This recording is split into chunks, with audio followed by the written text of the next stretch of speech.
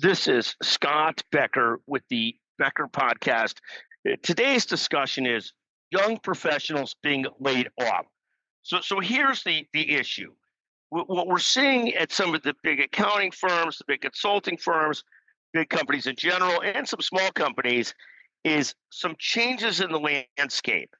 You're seeing some early entry level white collar jobs being some attrition in those due to concerns about artificial intelligence and otherwise. Also, some concerns about the spend at the huge accounting and consulting firms and in other places. So here's what I take away from this.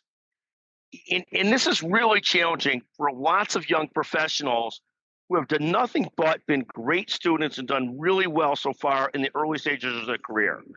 Here's what the lesson that I take away from all this is, and it's not a fun lesson.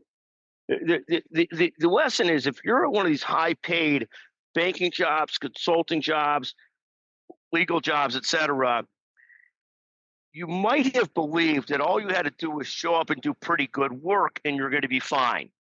And that's how it's been for a few years or several years now. So people could have mistakenly had that opinion, especially if you grew out of into working during the COVID years when some of these businesses were so desperate for help.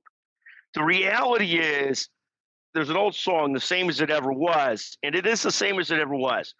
When you start your career at one of these big firms, you better decide that you're going to be a beast and that you're going to be obsessed with greatness and being at the very top.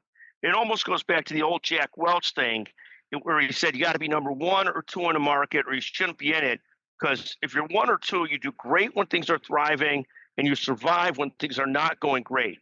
I think so many young professionals and so many professionals in general have lived through many good years where if you showed up and you did your job, you were going to be okay.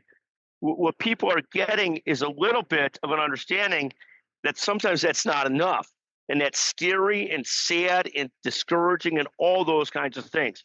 But the real lesson is if you come to work at a big firm, and again, you better decide that you're going to be great and that you're going to be a beast. It's not that you got to be competitive with your colleagues. You really don't. But you have to go for greatness. And you have to realize if you want to be great at a big accounting firm, a big consulting firm, a big professional services firm, you better obsess for greatness. Nothing is given. Nothing is guaranteed. Nothing is assured. You better carve out a spot for yourself where you are special and important and needed and invaluable. Thank you for listening to the Becker Podcast.